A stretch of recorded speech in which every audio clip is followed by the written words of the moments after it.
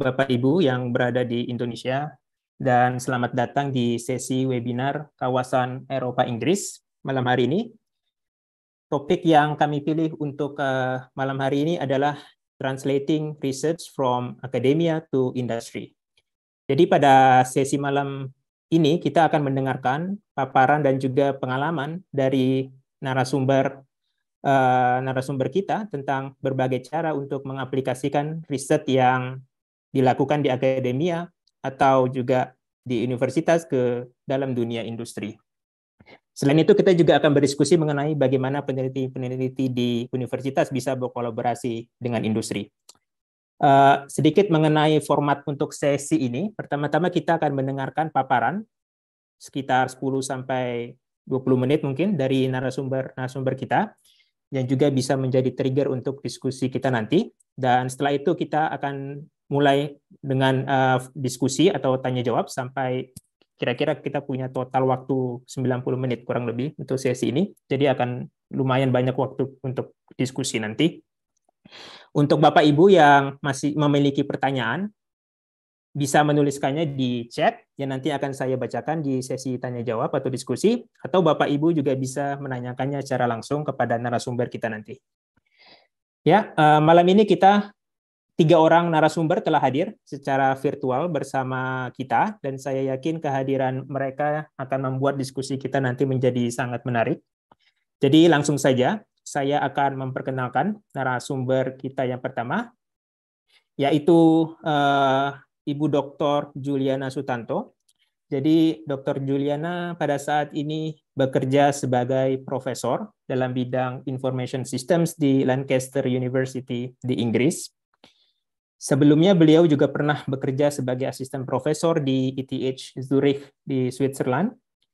Dan mengenai research expertise beliau antara lain adalah mengenai system design, users behavior analysis, data management, dan juga data visualizations. Dan di empat ini Bu Juliana juga aktif sebagai Deputy Managing Director untuk kawasan Eropa dan Inggris Raya. Dan kepada Bu Dr. Juliana, saya persilakan untuk memberikan presentasi singkat. Silakan Bu. Terima kasih.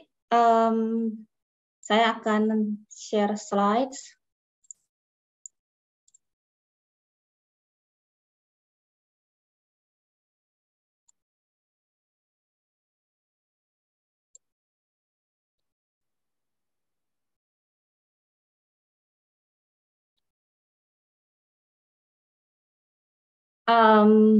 Jadi seperti topik saat ini, Translating Research from Academia to Industry.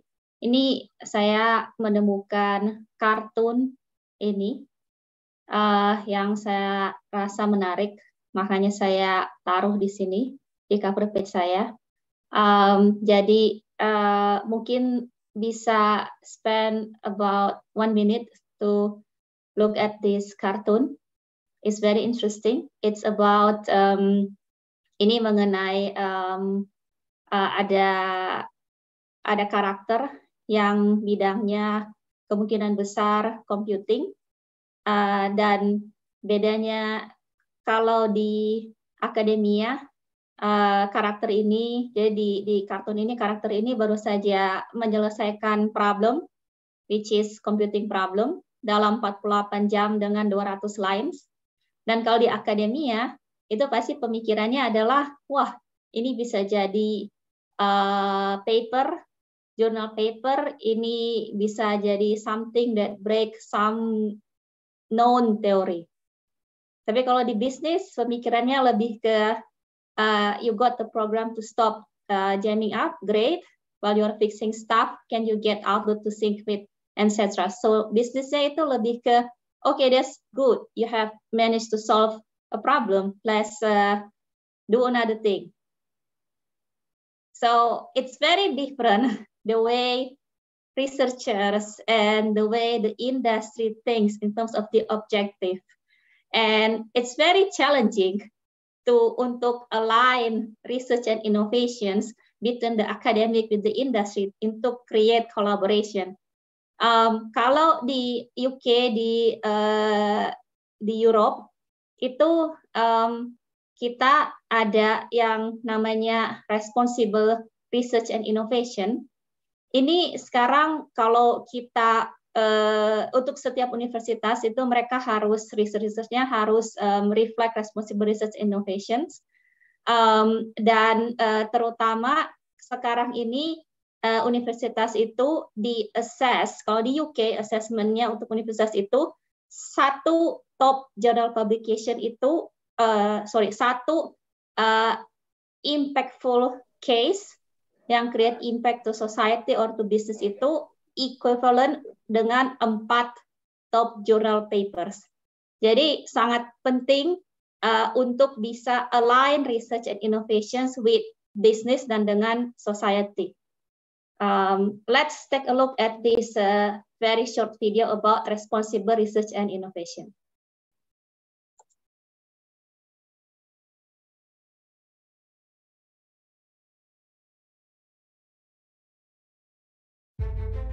We are taking care of everybody, not just us, but our environment and the people who come after us. It is also important to think about research and innovation because it's shaping so much our life. Responsible research and innovation is the European Union's approach for good governance in research and innovation. This means respecting the highest ethical values and teaching everyone about science and research. Research results should be accessible for everyone, so citizens can make their voices heard and engage in research. Responsible research and innovation ensures equal participation of women and men and integrates the gender dimension into the content of research and innovation. Coping with the challenges ahead is not an easy task. We want sustainability and safety. We want privacy and security. We want economic growth and sustainability. We want all of those things at the same time. Such high standards are already leaving their mark on how people invest their money. We need business to engage. Socially responsible investing is one of the biggest changes the investment industry faces today. It's crucial we answer the question how we can deliver positive impact in the real economy. But responsible investment in research and innovation is not enough. We need all societal actors to engage.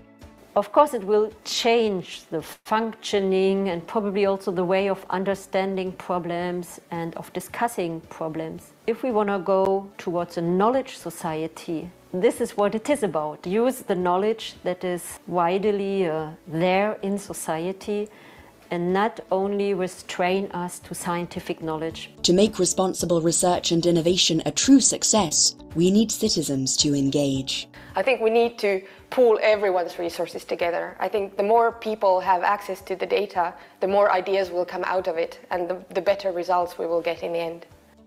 In order to achieve such transparency and accessibility, we need researchers to engage.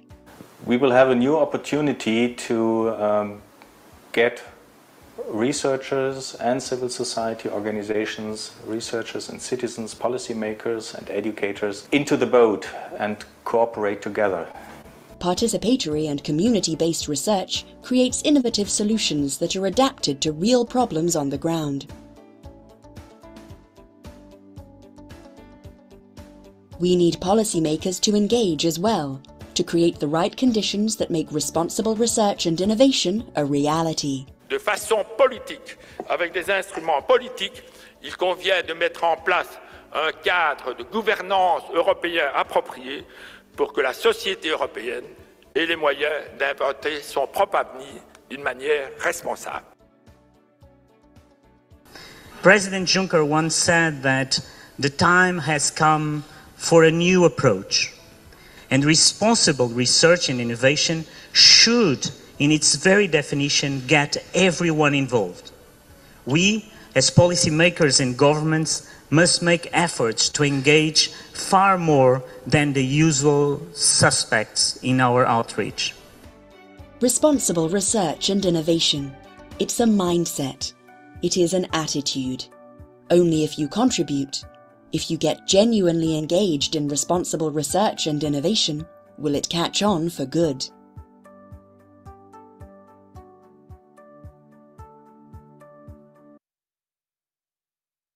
Okay, so that's the goal of UK and Europe.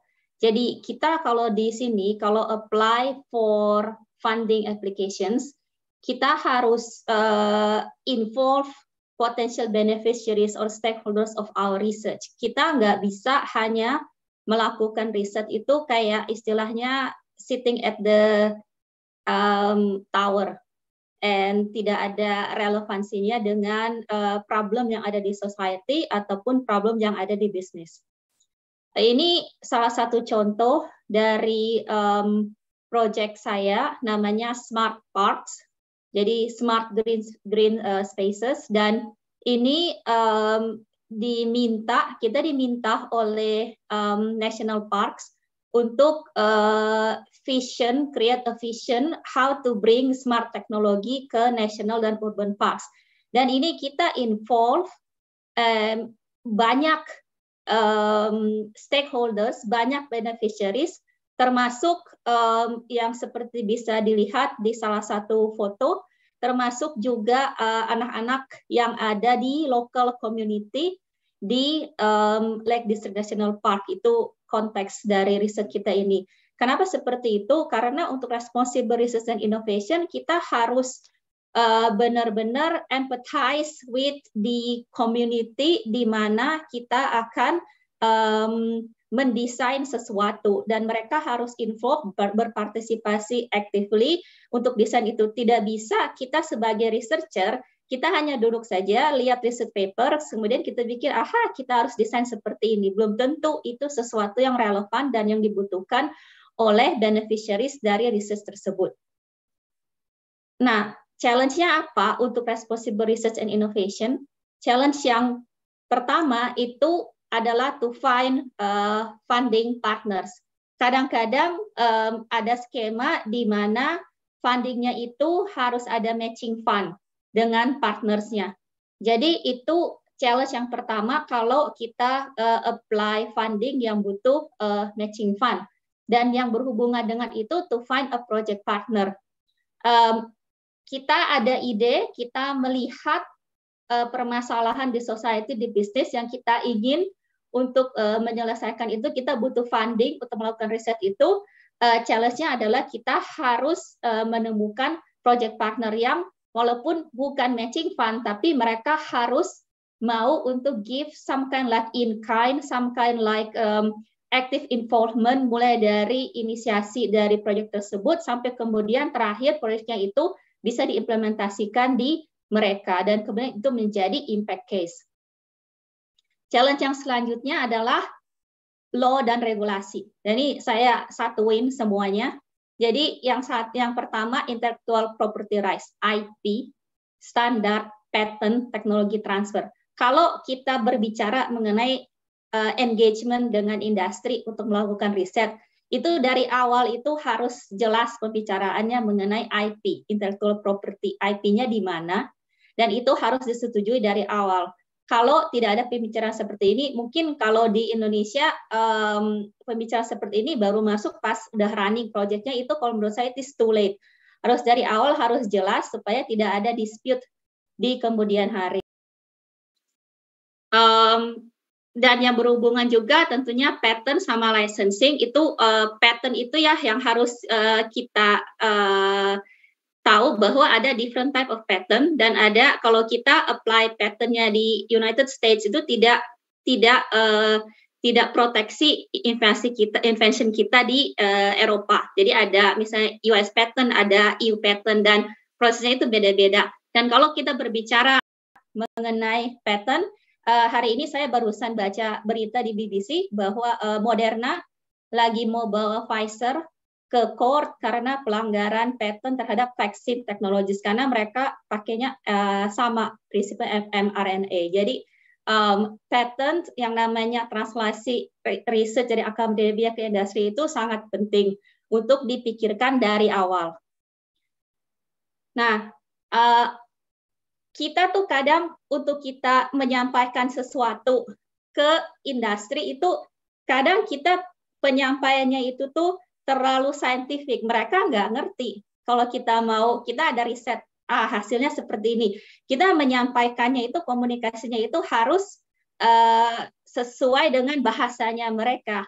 Jadi saya ingin menyarankan kepada yang hadir di sini, saya merasa kalau Anda familiar dengan The Conversation, ada juga The Conversation Indonesia, The Conversation UK, itu menurut saya itu bagus untuk sebagai stepping board untuk cara gimana kita menulis hasil riset itu untuk bisa dibaca dan dimengerti oleh industri atau oleh orang awam. Jadi ini contoh dari dua The Conversations articles yang saya tulis, dan kita juga bisa belajar karena kalau kita menulis untuk The Conversation pasti bakal ada editor yang disandingkan dengan kita. Nah, editor itu bakal kasih tahu gimana caranya kita harus mengganti kata-katanya supaya bisa dimengerti oleh non-akademisi.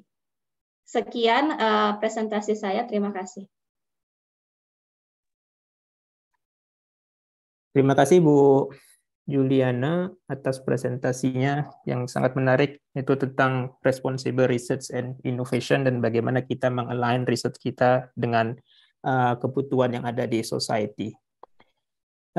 Sebelum saya berlanjut ke pembicara berikutnya, saya ingin mengingatkan bagi ada yang mempunyai pertanyaan, silakan ditulis di kolom chat dan nanti akan dibacakan pada waktu Q&A setelah ketiga pembicara memberikan presentasi. Kemudian kita akan melanjutkan ke pembicara yang kedua, yaitu Dr. Karina Citra Dewi Jo. Sedikit perkenalan singkat mengenai Dr. Karina Jo. Ya, beliau saat ini bekerja sebagai Senior Research Scientist di Jenner Institute, University of Oxford, Inggris. Dan expertise beliau antara lain adalah fermentasi sel kultur dan juga pengembangan proses untuk produksi massal produk biologi. Dan terkait dengan expertise beliau ini, Dr. Karina juga terlibat dalam pengembangan vaksin Oxford AstraZeneca, lebih tepatnya sebagai ketua tim manufaktur vaksin ini, di mana Bu Karina mengembangkan cara atau metode yang memungkinkan untuk produksi massal vaksin ini.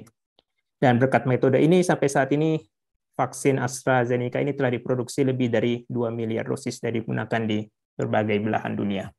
Dan juga keterlibatan Dr. Karina di dunia industri juga sebenarnya sudah dimulai sejak menempuh studi postgraduate ya, S2 dan juga S3 di RMIT Australia. Sekian saja perkenalan singkat mengenai Dr. Karina, dan silakan Bu Karina untuk memberikan presentasinya. Ya, terima kasih Pak atas introduksinya. Saya mohon maaf, saya akan berbicara dalam bahasa Inggris, jadi lebih mudah untuk presentasi saya karena banyak technical term-nya. Saya akan share.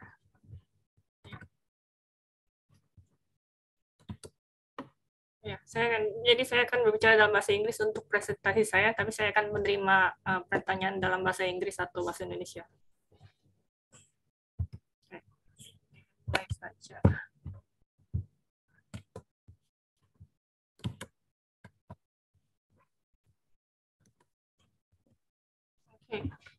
Okay, so yep. Good afternoon, all of the esteemed audience. It's an honor to be given the chance to speak in this platform. So I will talk about our work in 2020-2021 and about the topic of turning science into impact, manufacturing vaccine, which is my area of expertise. And I will try not to be too technical, but if there's any question, please do answer. Please do ask after the presentation. So this is the outline of my talk today. So I will first begin the seminar with some introduction on manufacturing.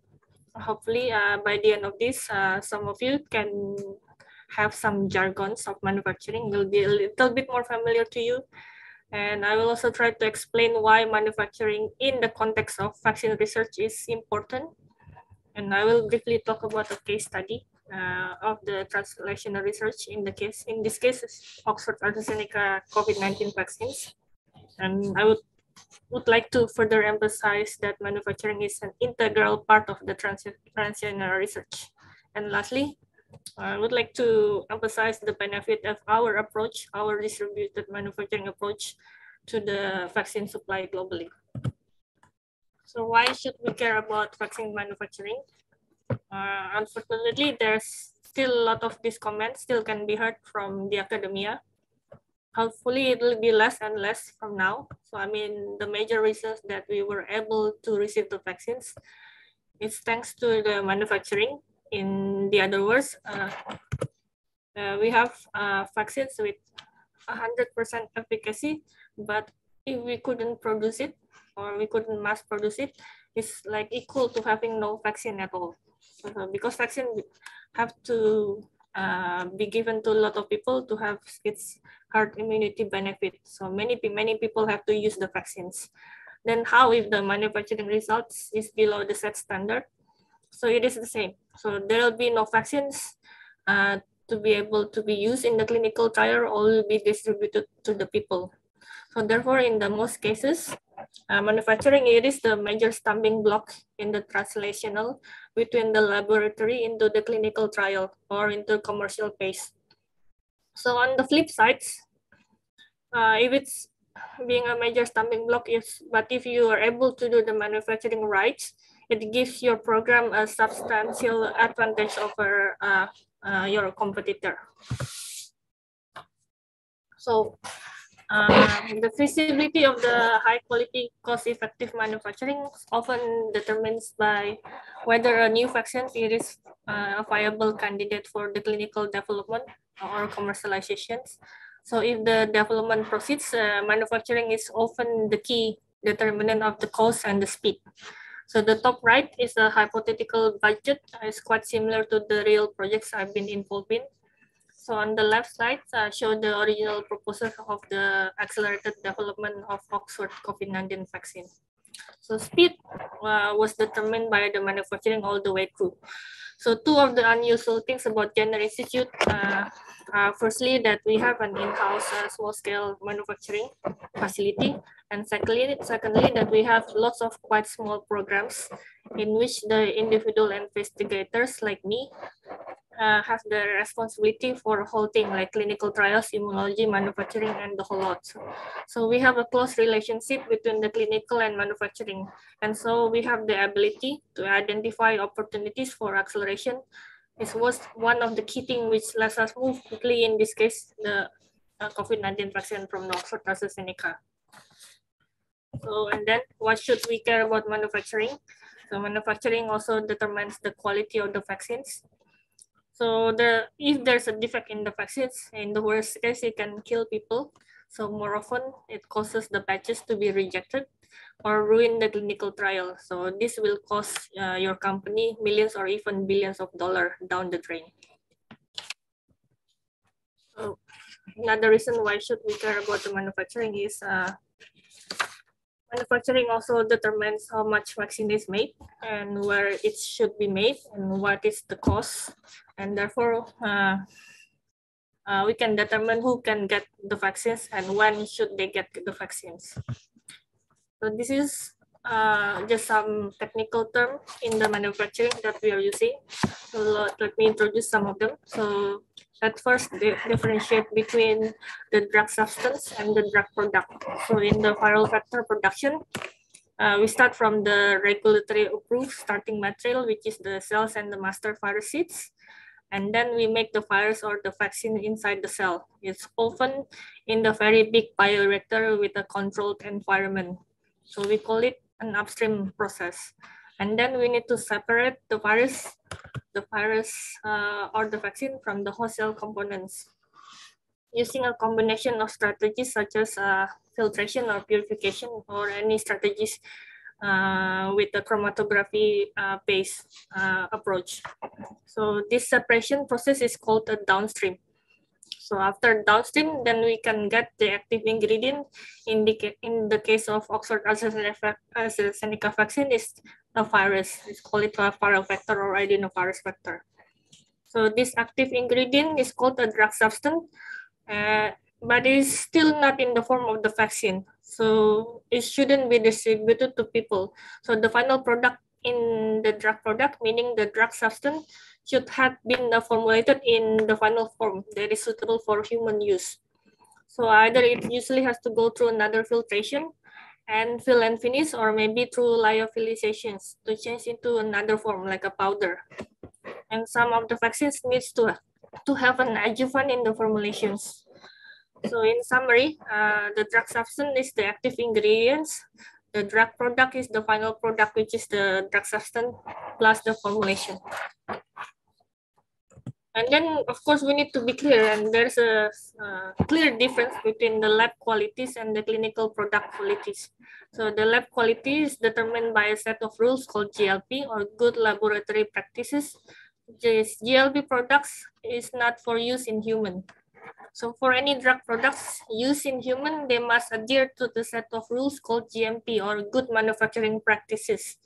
So there is a common consensus globally what is acceptable, and usually each country has its own set of regulations in addition to the consensus guidance. So in each of the GMP lab, they will have its own quality assessment, depends on each product. So the GMP standard is very strict because it was developed to eliminate or minimize the health risk. And we must adhere by the rules, but it is also quite flexible as long as you can provide the evidence and the justification why you would like to propose the changes. So now, now that you have developed a vaccine and you have some positive preliminary data from the preclinical trial, and you may want to go on to do some clinical trials. So what to do next? So there's a few factors to be considered to ensure if your vaccine will be successfully deployed commercially in the future. The first one is how do you determine the vaccine doses, and if it can be repeatable or reproducible. Second is what is the material and the equipment. So it'll be easier if the process has already been clearly defined or there's a precedence of the protocol. So there should not be animal-derived component in the ingredients. So we would like to eliminate all of the health risks. So there shouldn't be animal-derived component in any of the materials being used for the human use. And then if you have a custom-made product, this will significantly increase the production cost. And third, there should be a set of the quality assessment to show that the product is within your standard. So next, how stable is your product? And then something like the short lifespan in the room temperature is not really desirable. Last but not least, you should consider the scalability of your process. And can we scale up the process? This may not be very essential, but it will affect your overall production cost because the repeating the manufacturing in the small batches is quite expensive. So I will not go into detail in this slide. There's so many big words intended for the process developer like me. And maybe some for the regulatory bodies. So in this drug development, there's a crucial step in the transition of the company from the preclinical stages to human trials. So this is so-called the valley of death. So the valley of death where the most preclinical findings find their demise. So because of the major obstacle, which is translating discovery from basic research into human studies, and then getting them approved by maybe the health regulatory such as FDA. So that means there's a gap of knowledge of knowing what to do to bring across the lab process products by the preclinical researchers into the clinical trial, which require the good manufacturing practice compliance. Therefore, I think most of the researchers will stop in this last stage or at publication, and it's a pity. There will be no outcome into the real life. So I personally think it's a waste of time, waste of knowledge and research funding, because we want to translate this scientific finding into the application to bring the benefit into human life. So I could not stress anymore the importance of the process development. So it determines whether the project is viable or not. By involving a process developer in early stage, we can give you a consultancy on how to best bring project forward into the clinical trial and into the commercial stage.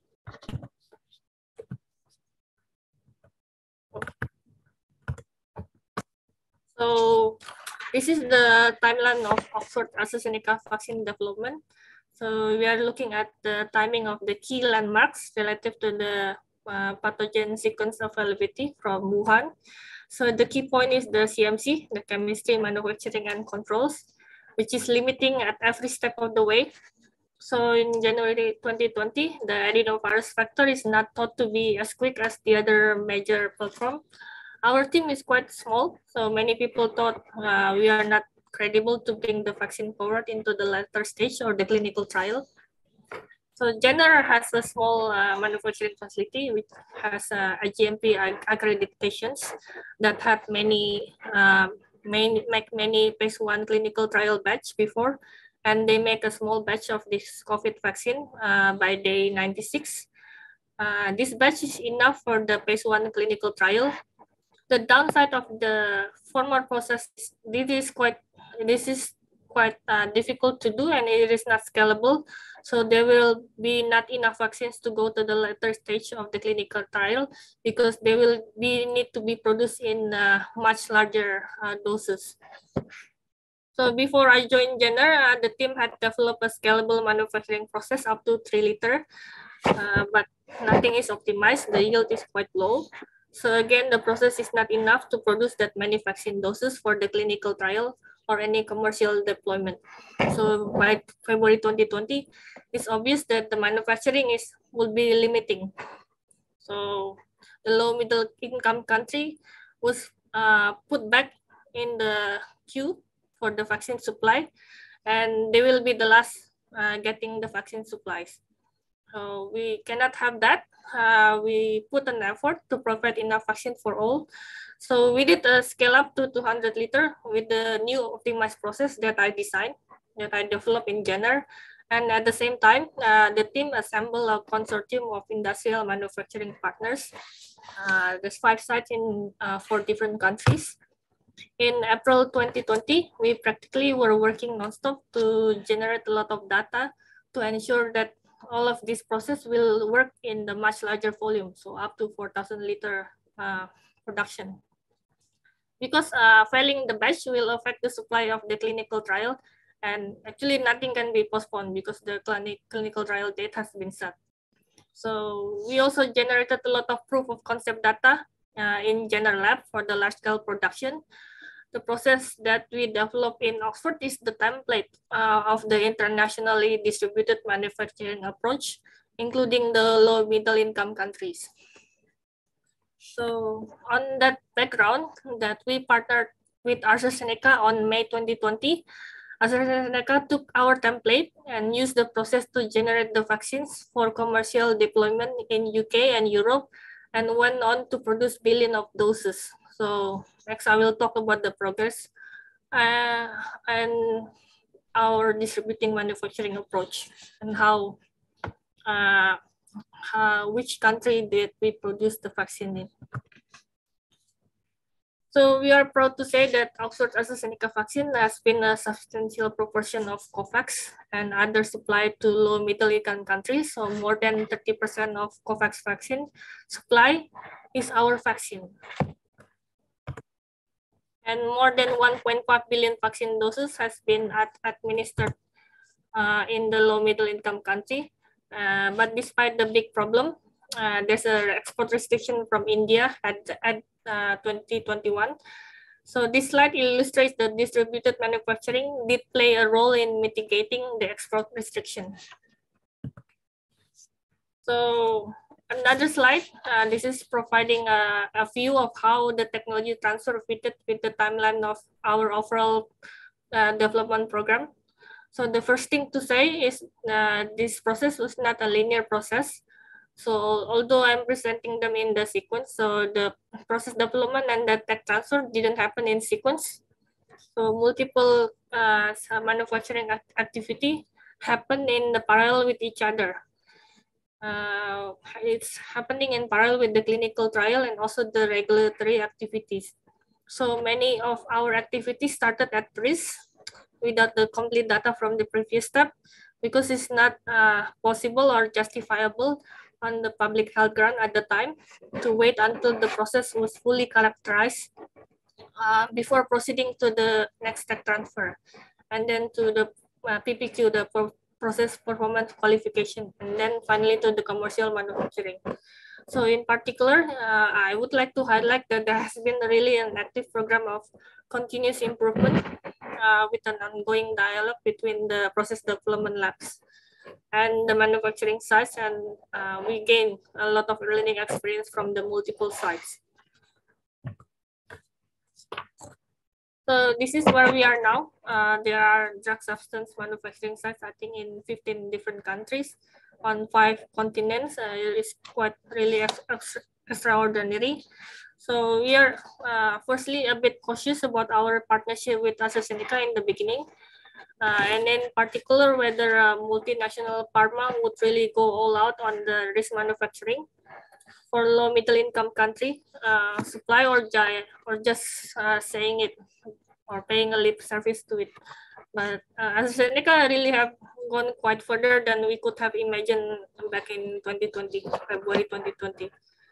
And then the outcome has been really quite radical in terms of volume, price, distribution of supply. Particularly, we are proud that the majority of the vaccine has been both made and used in low middle income countries, which is really quite different from the other major programs. But the radical outcome has been achieved within quite a conventional framework of IP for the IP control and licensing. I think it's really important point that AstraZeneca have not surrendered control over the coordination of the program and the quality of the product. So on the contrary, all of this has been happening under a single umbrella or the central coordination of process improvement, documentation, material supply, and the quality governance. So I think this has been an important contributor for the program success. And I think it does have a relevance to the ongoing discussion for the equity of vaccine access, the IP, and the technology transfer. So now more than 3 billion doses, most are made and used in low middle income countries. So imagine if we didn't actually optimize the manufacturing process, we might only have like 10% of the COVID vaccine by now, because by doing the process development, we like optimize the production by 10 times higher. So also the distributed manufacturing is what made our program very different from the other major program.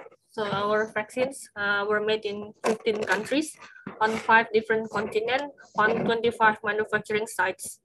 It's shown in the red shading on the right side. So also where the vaccine used also relates to how many lives saved. In particular, the first dose saved more lives than the 4 doses. So the best COVID vaccine for many around the world has been the one that you can access. So I suspect everyone knows the major vaccine, which has been internationally, they fall into 3 categories: RNA vaccines, adenovirus vaccines, and inactivated virus. So it has very different technology, but some important things is in common. And some very important difference in volume and distribution of production, both between the technology and between different vaccines, were made with the same technology. So why? Actually, price is the big contributor. It is well known that our vaccine has been sold mostly for the non-profit purposes. And secondly, our vaccine is stable, so vaccine stability also important factor in distribution of the vaccine. But to be honest, I think the key factor has been the simplicity of our process and the availability of our vaccine, the volume made and where it's been made. So many will be aware of the terrible problems of the vaccine nationalisms and the export restrictions. We have a saying here that the position has been 9/10 of the law, meaning in that countries which produce vaccine, they will have a control over which country would have can receive the vaccine to a much greater extent that the vaccine producing companies have. So the country will be able to decide which country the vaccine will go to. The same control will be held by the industrial that company producing. So to make lots of vaccine and make it available around the world, so we need to avoid the export restrictions, and we should make it in a lot of places like our approach. So that was why the simplicity of our process was really important. So it let us transfer manufacturing to all of these different sites. And the other critical factor was that we really committed manufacturing in low middle income countries and in the very, very early on in our program. So even before we partner with AstraZeneca. So long before it was known whether the vaccine, our vaccine would actually work. So I spent a lot of time explaining to people that it would take longer to set up manufacturing, that it could run a clinical trial. So we needed to actually invest at risk. I think it's really the thing that separated us from Johnson & Johnson in particular was the scale of that ambition and commitment early on. So this is another slide by The Economist. They have conducted the research or an analysis showing that more than half of the lives saved around the world could be attributed to just 2 vaccines, which shared the first place. So our university believe that this has been and continued to be achieved through our partnership with AstraZeneca. So with over 3 billion doses were made available for use in 183 different countries. So as a result of this commitment, we ensured the global and equitable access of the vaccines, and Oxford AstraZeneca vaccines already saved 6.3 million lives in the first years of the global vaccine rollout. So it's the most out of all the vaccine in circulation at all times. So in summary, I would like to stress out the key point of our manufacturing approach, which is the simplicity. Simplicity is the key to the good manufacturing process for your vaccine production and the technology transfer to the low middle income countries, and the vaccine equity, the same access to the vaccines will benefit from the distributed manufacturing approach. So this has been quite an extraordinary journey, been involved in the project, and therefore I would like to thank all the exceptional collaborative team involved and all of the funding bodies. Thank you. Terima kasih Bu Dr. Karina atas presentasi yang sangat menarik tentang vaksin manufacturing. Dan sebelum kita masuk ke Q&A, kita masih akan mendengarkan satu presentasi lagi dari narasumber terakhir kita, yaitu Dr. Susanti Kwan. Sedikit perkenalan singkat tentang beliau. Saat ini Dr. Susanti bekerja sebagai Postdoctoral Research Fellow di School of Medicine, University of Nottingham. Bidang riset beliau antara lain farmakologi dan juga genetics dan molecular pathology. Di Indonesia, beliau juga menjadi dosen di Fakultas Farmasi di Universitas Muhammadiyah Purwokerto. Dan menariknya, selain menjadi peneliti, beliau juga adalah seorang wirausaha di mana beliau sekarang adalah CEO dan juga owner dari startup PathGen yang berbasis di Indonesia. Ya, jadi mungkin nanti di presentasi Bu Dr. Susanti kita juga akan mendengar lebih detail mengenai startup ini. Kepada Bu Dr. Susanti kami persilakan untuk memberikan presentasinya atau paparannya. Ya, terima kasih Pak Aswirman, Pak Moderator atas kesempatannya. Bisa dilihat ya slide saya? Ya, bisa Bu. Oke, ya. Mungkin saya nggak akan panjang-panjang sore hari ini. Saya akan cerita sedikit mungkin karena judulnya Translating Research from Academia to Industry, sedikit perjalanan yang kami lalui gitu dalam rangka translasi riset kami dari universitas ke akhirnya industri dan semoga segera sampai ke dalam hal ini pasien-pasien kanker gitu. Sedikit cerita tentang commercialization pathway to impact yang dijalani oleh PathGen. Mungkin sedikit cerita dulu, mengingat bareng-bareng kembali what is research impact. Yang jelas kalau funder di UK saat ini hampir di semua grant proposal atau bid itu sudah harus menjelaskan tentang potential impact dari suatu proposal yang kita ajukan secara akademia. Basically, research impact adalah kontribusi ya yang bisa didemonstrasikan dari keberadaan suatu riset, baik untuk komunitas akademik, society maupun dari sisi ekonomi. Ada berbagai jenis sebenarnya, ada yang sifatnya menginfluence policy, ada yang menginfluence clinical practice, ada yang bisa dalam bentuk shaping legislation atau bahkan altering behavior. Bisa juga memperdalam gitu, dalam bentuk impact-nya itu dalam bentuk memperdalam suatu aturan atau kebijakan publik misalnya, atau bahkan dalam bentuk yang lebih teknikal seperti peningkatan kapasitas atau skill dari suatu komunitas seperti itu. That's all count as impact. Kemudian pathway to impact-nya jelas banyak, karena tadi impact pun jenis-jenisnya macam-macam. Funding for research and training itu biasanya harus di proposal kita di UK tentu harus menceritakan nih pathway to impact yang kita plan, yang kita rencanakan itu seperti apa. Biasanya intermediate-nya itu adalah berupa generation of new knowledge, people that we train, development of collaborative network, adanya IP atau licensing, kemudian adanya munculnya teknologi atau metodologi baru, kemudian adanya influence terhadap polisi atau clinical atau certain type of practice and so on gitu. Kemudian nanti muncullah impact-impact yang tadi mungkin sudah saya gambarkan. Nah, dalam rangka itulah sebenarnya muncul PathGen. Jadi PathGen ini adalah sebuah startup di bidang molecular diagnostic atau gampangannya tes genetik lah ya, yang awalnya yang bukan awalnya ya, sampai sekarang juga punya visi dan misi itu untuk support molecular diagnostic for all. Jadi kalau tadi Bu Dr. Karina bicara tentang vaksinasi yang harapannya punya impact besar juga di LMIC, negara-negara low and middle income country.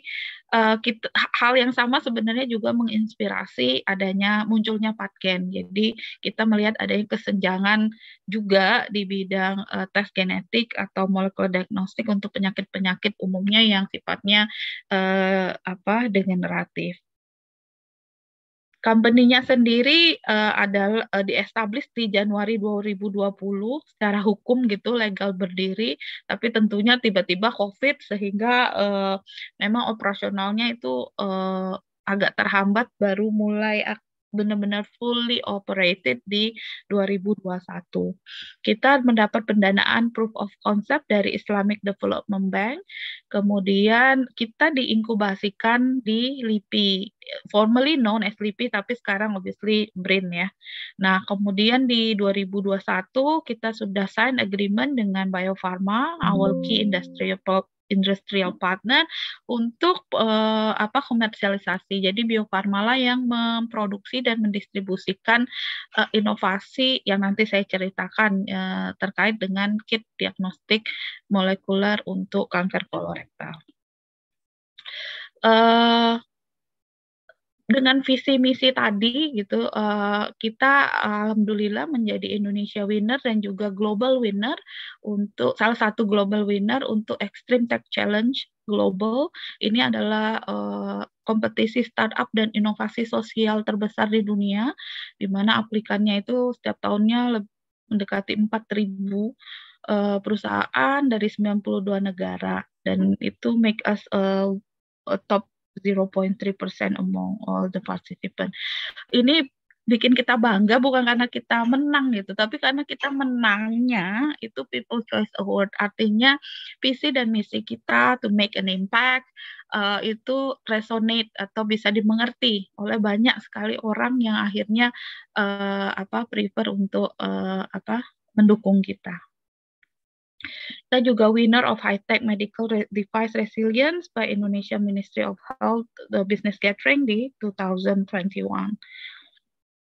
Sedikit izin share video profile tentang PathGen and what we do. Bisa nggak ya? Ternyata nggak bisa. Ya udah, kita lewat aja.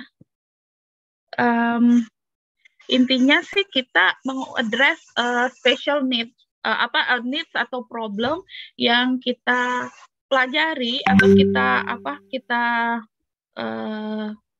kita dapat gitu, kita ketahui selama kita meneliti. Jadi ketika kita selama ini bicara tentang sains, melakukan penelitian dan sebagainya, tadi Bu Prof Juliana juga address kan bagaimana sih mengkomunikasikan sains ke common population, lay person itu lewat problem solve base gitu. Nah ini sama juga sebenarnya kenapa kok PathGen muncul, akhirnya ada produk gitu ya, karena kita melihat ini nih ada problem yang harus kita selesaikan dan bisa diselesaikan dengan sains yang kita lakukan di laboratorium.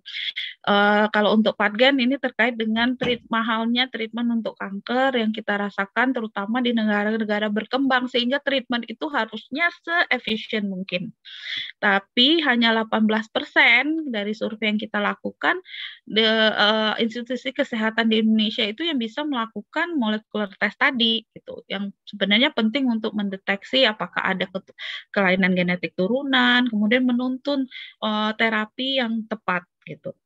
Nah, di negara-negara maju, bahkan di UK misalnya, karena saya juga based in UK, itu semua inovasi mengarah dan riset mengarah ke yang namanya next generation sequencing. Tapi ini kita melihat konteks di negara berkembang dan juga banyak belahan negara lain, bahwa NGS di clinical setting, terutama untuk pasien itu masih sangat sulit gitu untuk diimplementasikan. Bahkan termasuk di UK.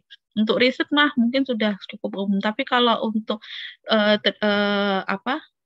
untuk clinical practice di pasien itu masih sangat susah.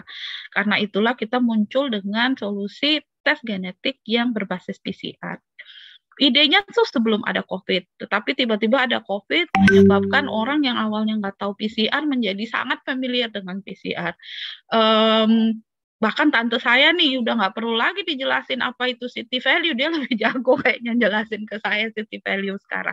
Nah, ini juga akhirnya memunculkan kesempatan gitu, bahwa tes-tes PCR base ini menjadi salah satu solusi yang relevan post pandemic nantinya, ketika sudah menurun tes COVID, tes PCR untuk COVID, alat-alat yang sudah ada ini mau buat apa gitu. Nah, akhirnya makin relevan lah gitu inovasi yang kami lakukan lewat PathGen, dan akhirnya kita sudah berhasil launching baru-baru saja BioColomel TX. Ini adalah tes genetik molekuler yang pertama untuk kanker yang divalidasi dan diproduksi di Indonesia. Nah, what I want to highlight is this innovation tidak mungkin ada kalau tidak ada kolaborasi. You can see it's very long list of collaborators. Jadi yang utama tentu Bio Farma yang memproduksi dan mendistribusikan, kemudian ada Rumah Sakit Kanker Darmais, Fakultas Kedokteran UI, RSCM, Universitas Gadjah Mada, Sarjito, Universitas Riau, Universitas Muhammadiyah Purwokerto, BRIN tentunya yang mengadopsi PathGen gitu. Kemudian ada University of Nottingham di mana riset awalnya untuk kit ini ada di bertempat gitu ya, karena ini bagian dari studi S3 saya. Kemudian disupport juga oleh Indonesia Embassy di London. Produknya sudah di-launching di tanggal 19 Juli 2022, baru-baru saja bulan lalu di Darmais Cancer Hospital oleh Pak Menkes Budi Gunadi Sadikin.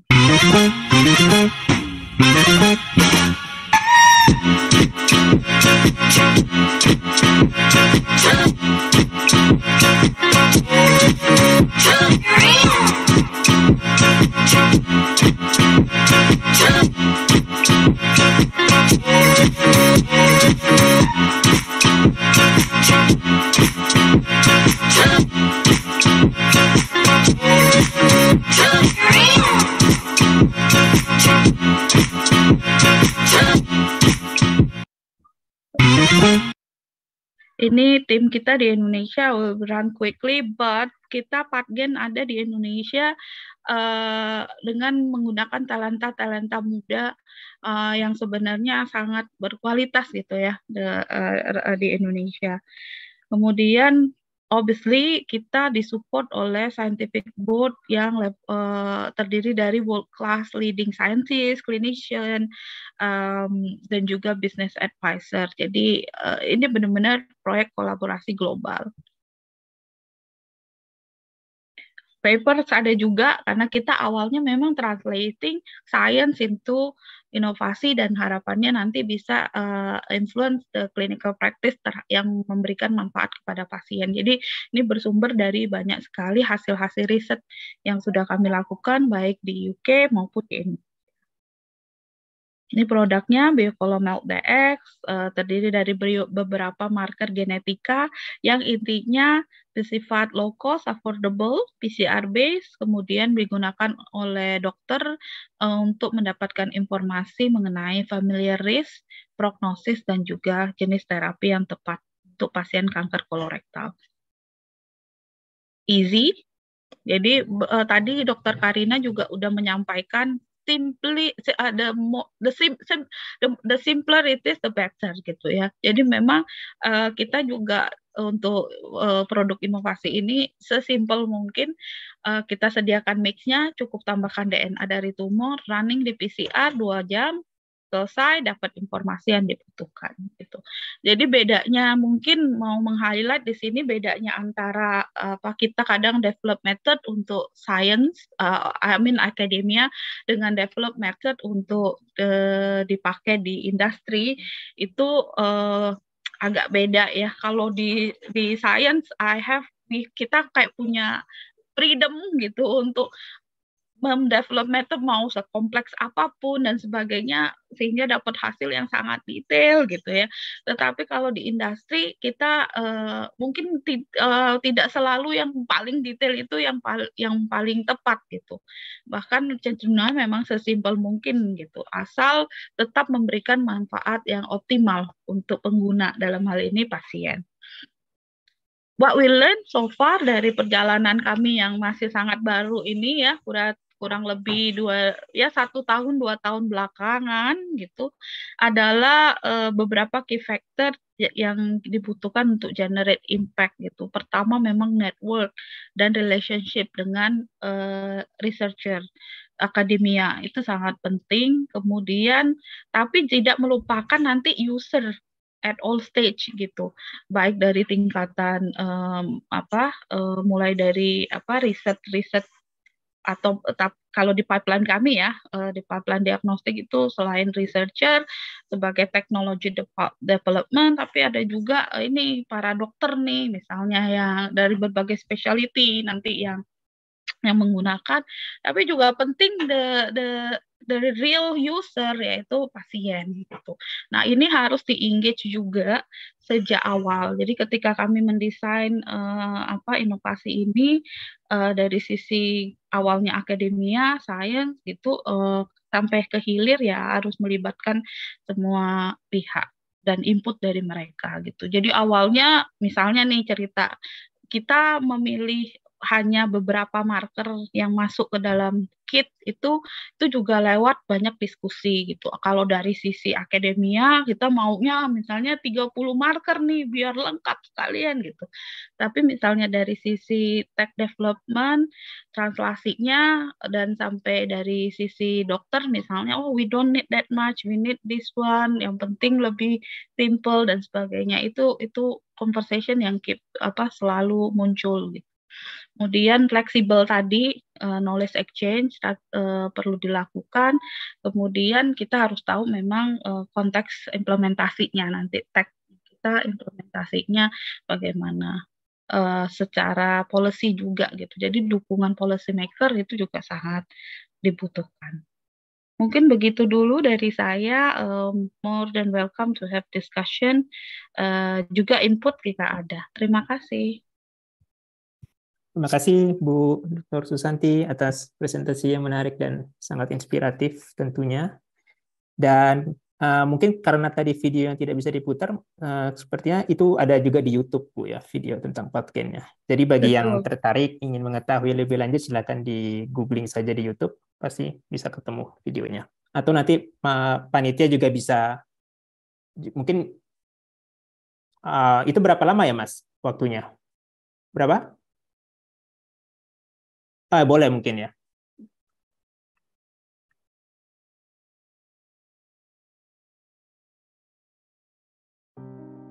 My name is Santi. I am a cancer researcher. In the middle of working on my research, I was diagnosed with stage 3 colorectal cancer.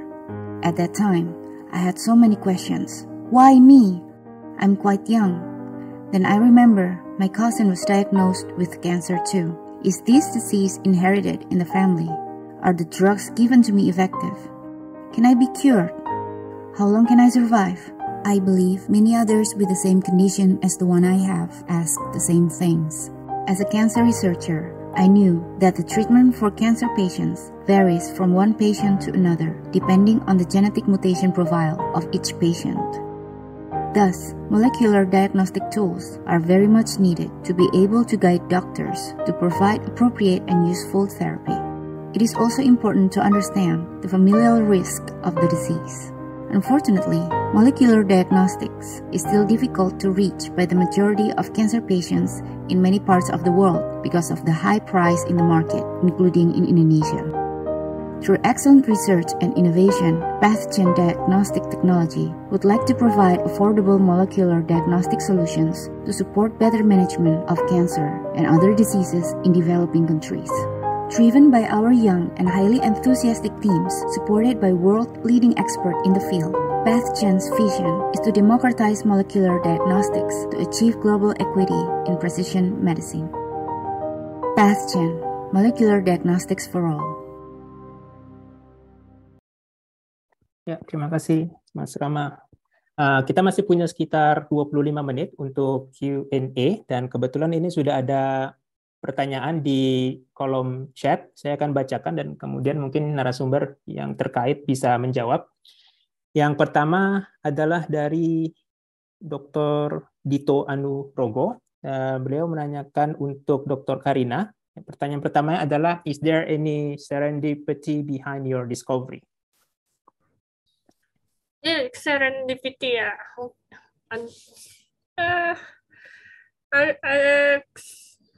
Behind my discovery, I think it's about the timing, right? I joined Oxford in the end of 2019, and then there's a pandemic going on in January 2020, atau saya ngomong bahasa Indonesia saja. Pandemi terjadi pada awal 2020, jadi timingnya sangat, menurut saya sih sangat tepat. Saya join the team pada saat itu, saya sendiri yang memiliki expertise untuk manufacturing skala besar. Karena itu Janssen mempercayakan saya dengan proyeknya tersebut, dan pada saat itu juga kita tidak bisa rekrut expertise yang lain untuk membantu saya karena sudah ada lockdown dan pandemi. Jadi kalau mungkin saya tidak join timnya, ya mungkin produksi vaksinnya tidak akan bisa sebanyak sekarang, seperti itu. Baik, kemudian ada pertanyaan kedua juga untuk Dr. Karina, sama dari Pak Dito juga. Could you share your insightful journey, the success and failure stories beyond and behind your discovery? Singkat saja. Jadi cerita suksesnya ya dengan penuh perjuangan, dengan kolaborasi dengan industri, pemerintah, dan masyarakat dan para akademisi. Kita berhasil memproduksi vaksinnya sebanyak lebih dari 3 miliar dosis, dan puji Tuhan sudah banyak disalurkan di 183 negara, dan manufacturing adalah proses yang paling sukses di program ini menurut saya.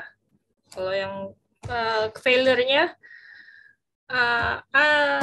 lebih ke arah untuk puji Tuhan pada saat melakukan eksperimen di Jenner, kita tidak bisa ada kegagalan karena pada saat itu clinical trial date-nya sudah set, jadi nggak bisa mundur. Jadi ya waktu itu bos saya bilang yang nggak ada yang bisa gagal pada sini semua. Jadi schedule-nya sudah sangat ketat. Jadi puji Tuhan pada saat itu eksperimennya tidak gagal. Yang banyak difficulties-nya itu pada saat teknologi transfer, karena kita tidak physically tidak ada di situ, tapi kita harus kasih tahu caranya untuk protokol produksinya dari jarak jauh. Itu yang agak sulit. Jadi ada beberapa batch di manufacturing facility kita ada yang gagal karena mungkin mereka tidak mempunyai prior knowledge dari produksi vaksin viral vector ini. Tapi karena kita membuat protokolnya sesimpel mungkin, setelah beberapa kali mencoba, mereka akhirnya menguasainya. Ya, baik. Terima kasih, Dr. Karina. Ini ada pertanyaan kedua dari Pak Mursalim. Pertanyaannya adalah berdasarkan pengalaman dari Bapak Ibu, risiko apa yang sering terjadi ketika hasil penelitian dibawa ke industri dan bagaimana meminimalisir itu? Mungkin bisa dari Bu Juliana. Saya lihat sudah dijawab di chat, mungkin mau dielaborasi lagi jawabannya. Iya, jadi seperti yang Karina bilang tadi, resikonya itu teknologi transfer. Jadi untuk meminimalkan resiko, ya jika memungkinkan industri stakeholders itu terlibat sejak awal riset dengan skema kolaborasi yang jelas. Kalau di bidang saya, skemanya itu harus jelas dari awal. Saya bidangnya information systems. Dan kalau mereka terlibat dari awal, itu bisa meminimalkan resiko teknologi transfer nantinya.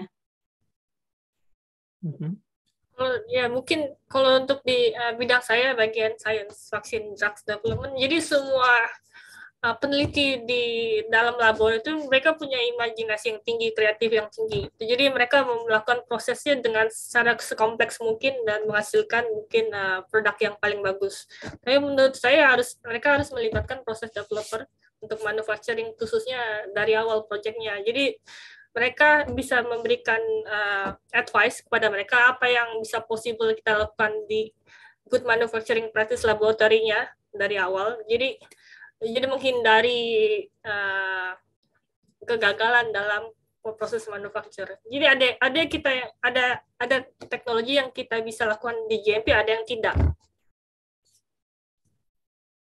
Bu Susanti, apa mau menambahkan kira-kira untuk kasus Ibu bagaimana? Kan biasanya ada gap ya dari membawa hasil penelitian untuk produksi untuk digunakan di masyarakat gitu. Bisa diceritakan kalau ada pengalamannya. Maaf ini saya agak double satu pakai ini di forum yang sama. Kalau di Patgen ya, karena memang awal mulanya memang riset saja gitu ya, bagian dari PhD.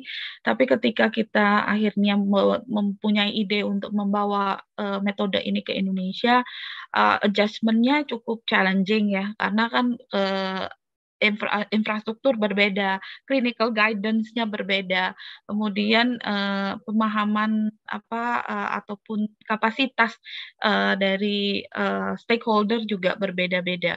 Akhirnya seperti yang disampaikan oleh Dok Karina dan juga Juliana, kita harus benar-benar mengetahui situasi atau konteks di market yang kita tuju. Ini kan bicara industri, jadi bicara market pasti. Nah, market yang kita tuju memang difokuskan ke developing countries, di mana metode atau produk yang kita kembangkan itu memang harus sesimpel mungkin dan se-adaptable mungkin. Tapi ini sepertinya sesuai juga dengan yang disampaikan oleh Karina sebagai tech developer ya, metode manufacture developer, yaitu prinsip secara umum bahwa kalau di industri sesimpel yang paling bisa deh gitu. Kalau dari sisi akademia yaitu untuk metode diagnostik tentu kita pengennya pakai next generation sequencing, mutasi seluruh genom bisa diketahui dan sebagainya, tetapi ternyata kan tidak semuanya itu dibutuhkan atau bisa dimanfaatkan saat ini oleh klinisi gitu. Jadi ya take home message-nya ya harus mengerti konteks pasar gitu. terima kasih jawabannya. Kemudian ada pertanyaan kedua dari Pak Mursalim. Mengapa di Eropa sangat cepat dalam implementasi research ke industri, seperti misalnya produksi vaksin AstraZeneca? Kira-kira. Jadi konteks untuk memproduksi vaksin dalam waktu setahun itu karena mungkin special case pada saat pandemi. Pada saat kalau emang timeline umum ya produksi rilis vaksin ke pasar memang sangat lama, mungkin membutuhkan waktu sampai 10-20 tahun.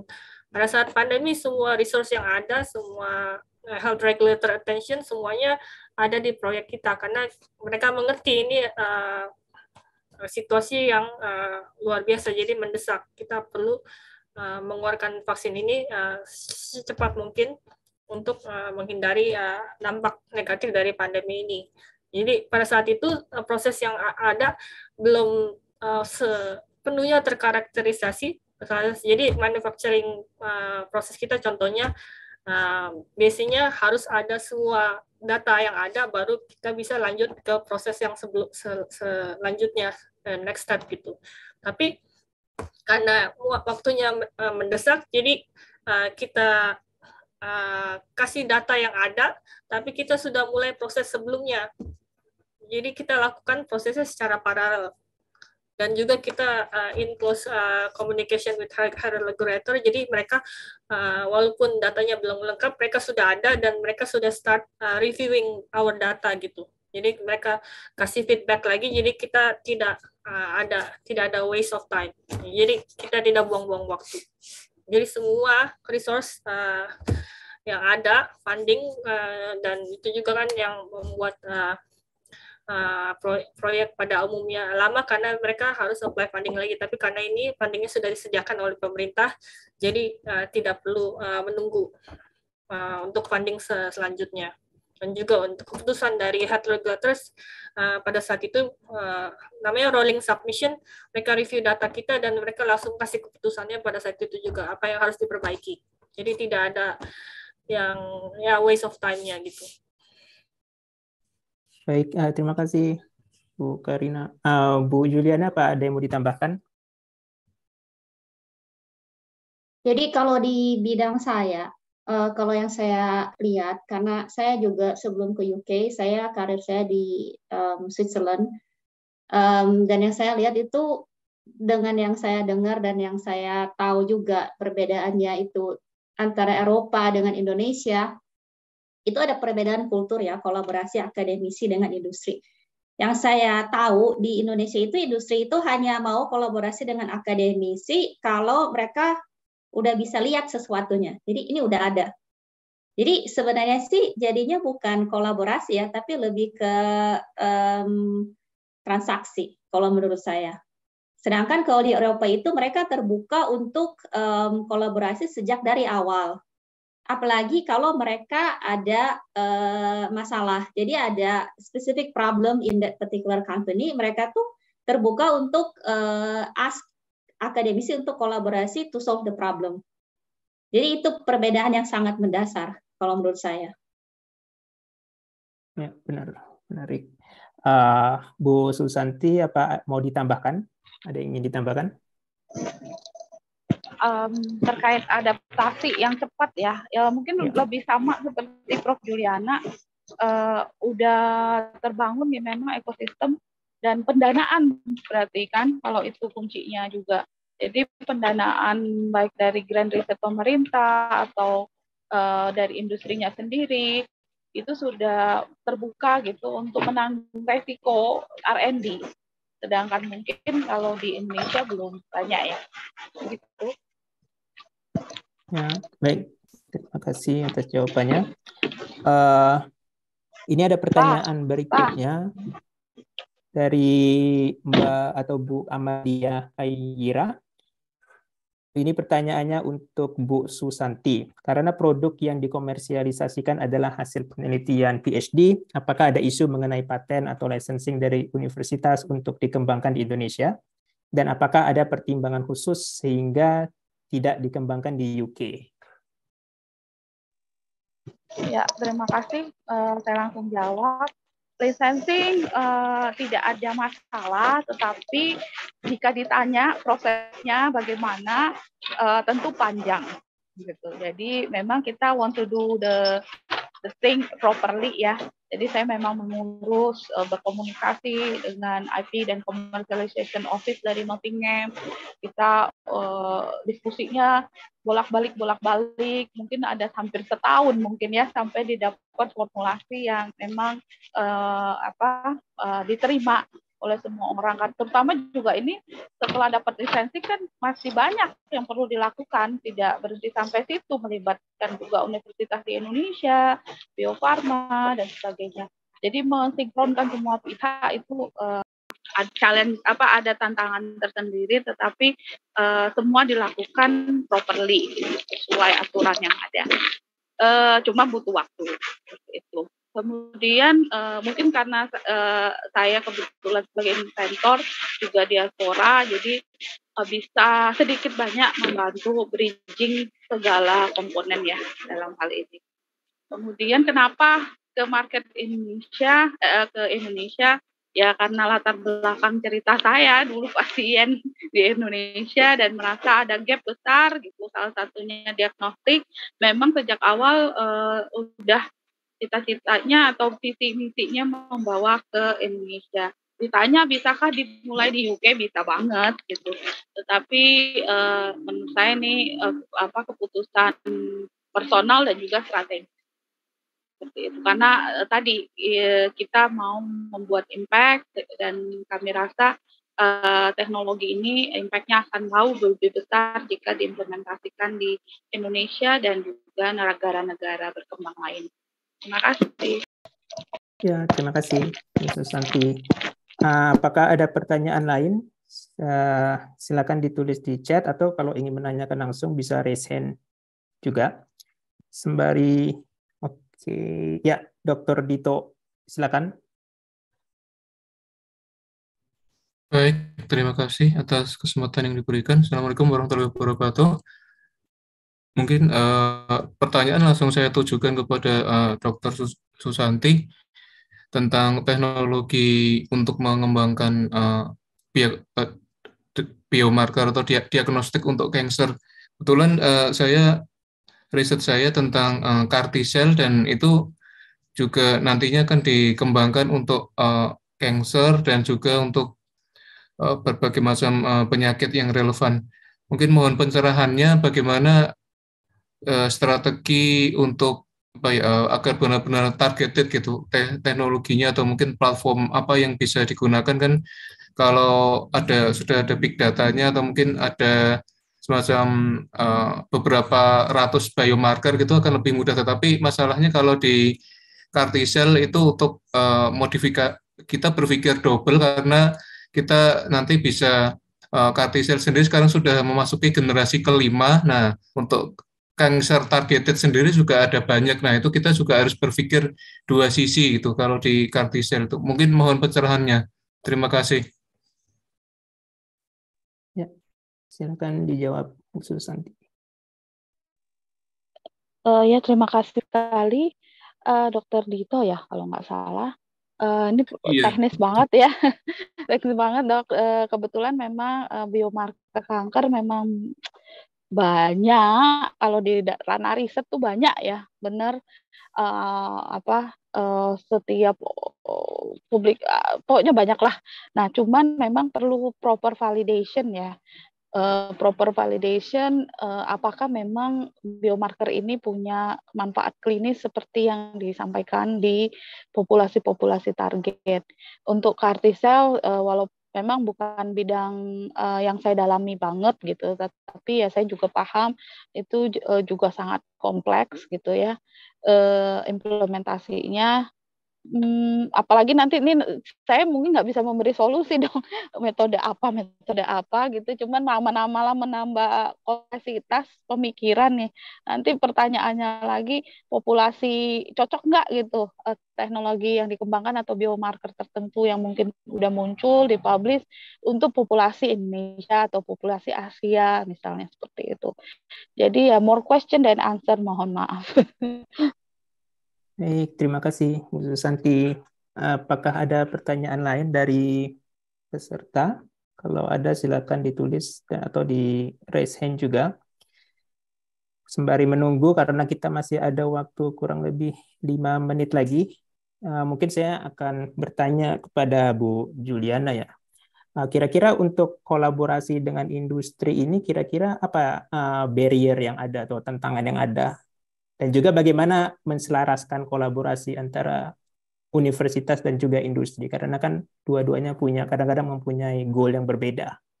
Ya, jadi saya jawab yang kedua dulu. Saya kalau kolaborasi dengan industri, saya paham bahwa industri itu butuh sesuatu yang cepat. Mereka ada problem, mereka udah fund sesuatu kita untuk solve the problem, they won't answer now. Sedangkan kalau dari universitasnya itu mau saya sebagai researcher harus bisa publish ke top jurnal. Jadi biasanya kalau saya kolaborasi dengan industri, saya bikin dulu answers to the industry, itu udah selesai. Kemudian baru saya olah lagi datanya atau saya ambil lagi, saya bikin lebih kompleks lagi untuk kemudian saya submit ke journal paper. Jadi 2 selalu output saya. 1 untuk stakeholders, 1 untuk jurnal. Yeah. Nah, tentunya itu ada taktiknya juga karena saya juga harus bisa maintain duration of relationship with that particular industry. Karena kan sesudah saya kasih, kalau saya masih mau bikin lebih kompleks lagi, kadang saya butuh kontak mereka lagi. Ya mereka, saya harus maintain relationship, jadi saya masih bisa kontak lagi, kemudian saya bisa bikin sesuatu untuk jurnal paper. Tapi as long as saya udah kasih jawaban ke mereka seperti timeline-nya mereka udah oke. Kemudian sebagai challenge-nya itu adalah mungkin challenge yang paling mendasar itu sekarang siapa yang approach siapa dulu. Kalau misalnya mereka yang approach saya, ya mereka bakal datang dengan Prof Juliana, we have this issue, they present, and then we talk if I can help, and then we go with the discussion about the collaboration, dan itu tuh udah jelas di situ dari awal kalau ada IP-nya, itu harus jelas IP-nya di mana. Dan itu biasanya tuh akan dibantu oleh research support officer dari university, bukan saya sendiri. Karena di universitas itu ada lawyer-nya. Jadi lawyer-nya university biasanya akan berbicara dengan lawyer-nya yang dari industri, itu udah jelas semuanya. Kalau misalnya saya yang approach mereka duluan, jadi saya melihat suatu permasalahan yang umum di particular industry, kemudian saya pengen work possible solution for that problem, terus saya butuh industry collaboration. Kalau saya ke sana, ke industri, itu kan saya harus pitching dulu. Saya harus pitching dulu buat kolaborasi. Nah, menurut pengalaman saya, jangan pitch too detail, dan mereka tuh biasanya bakal nanya sampai detail-detail, karena saya pernah punya satu pengalaman, saya pitch too detail. Mereka nanya pertanyaan, saya jawab semuanya, akhirnya kolaborasinya nggak jadi, ternyata mereka bikin sendiri. Jadi itu challenge ya, kalau di bidang saya. Benar-benar menarik sekali. Apakah ada yang mau menambahkan yang lain? Kalau tidak ada, mungkin saya punya pertanyaan ke Bu Susanti. Saya penasaran aja kira-kira, Dr. Dito. Ya, silakan, Pak Dito. Ya, terima kasih. Tadi menyambung diskusi dengan Prof. Juliana Sutanto untuk bagaimana kita sebagai akademisi atau ilmuwan itu agar ide-ide kita tidak dicuri gitu, terutama kalau kita sedang berdiskusi gitu. Kadang kan kalau misalnya saya itu keceplosan ide, ternyata nanti teman atau bahkan supervisor atau profesor itu diam-diam mengembangkan sendiri. Ya, mohon pencerahan. Terima kasih. Kalau ini berarti keceplosannya sesama lingkungan akademisi ya. Terus iya, betul. Kopi idenya dibikin sendiri. Emang jangan terlalu jadi kalau di ini udah berbeda, ini lingkungan sesama akademisi ya. Jadi misalnya saya kalau submit paper ke conference itu, karena conference itu bukan target kalau di bidang saya targetnya jurnal, tapi saya mau mendapatkan feedback dari ongoing research ini. Jadi saya ke conference, biasanya saya bikinnya short paper. Se-short mungkin yang saya bisa dapat enough feedback tanpa membuka terlalu banyak. Karena saya butuh feedbacknya, kemudian saya bakal bikin itu ke journal paper. Kalau misalnya kolega-kolega di sekitaran kita, kalau kita ngobrol, terus kita ada ide, itu mungkin kita harus tahu batas-batasannya untuk kalau kita butuh feedback ya. Buka, jangan terlalu detail, jangan semuanya dibuka gitu. Cuman yang spesifik aja, poin-poin tertentu yang kita butuh feedback. Tapi they cannot use that to create a complete puzzle gitu aja. Itu sih comes with mungkin dengan practice dan mungkin dengan trial dan error juga lesson learned-nya masing-masing. Ya, ya benar, itu lumayan challenging juga ya. Berhubung 4 menit lagi kita harus balik ke ruang utama, jadi sepertinya kita tidak punya waktu untuk Q&A lagi karena kita masih harus dokumentasi alias pengambilan foto bersama. Jadi sebelum menutup kita akan foto bersama juga, begitu Pak Rama.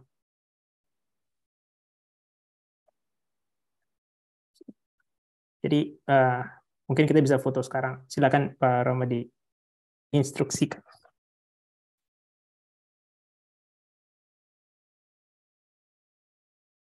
Ya cukup kayaknya.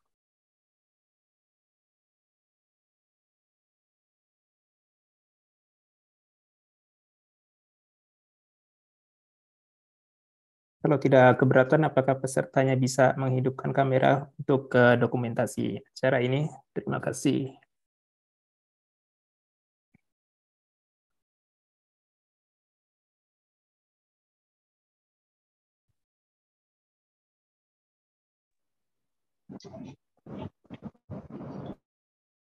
Saya mohon maaf nggak pakai kamera dulu. Nggak apa-apa, Bu. Karena masih switch di perjalanan. Iya, tadi switch dari laptop ke handphone, maaf. Ya udah, sepertinya bisa langsung diambil saja, Mas. Kalau tidak semuanya tidak apa-apa sepertinya.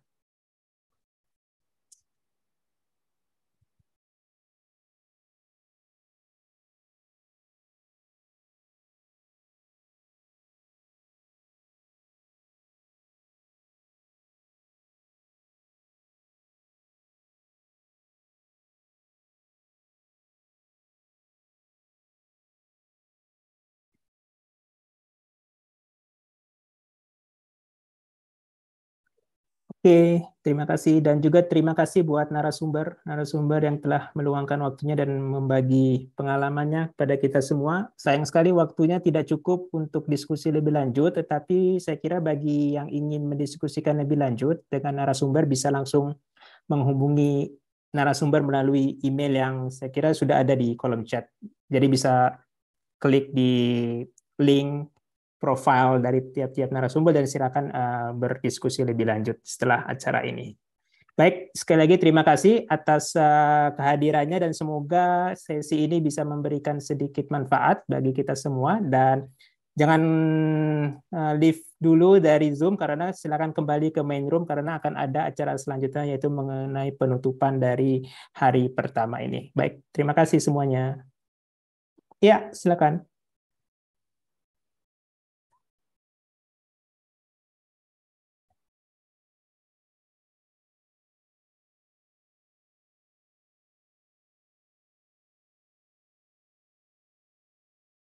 Ya.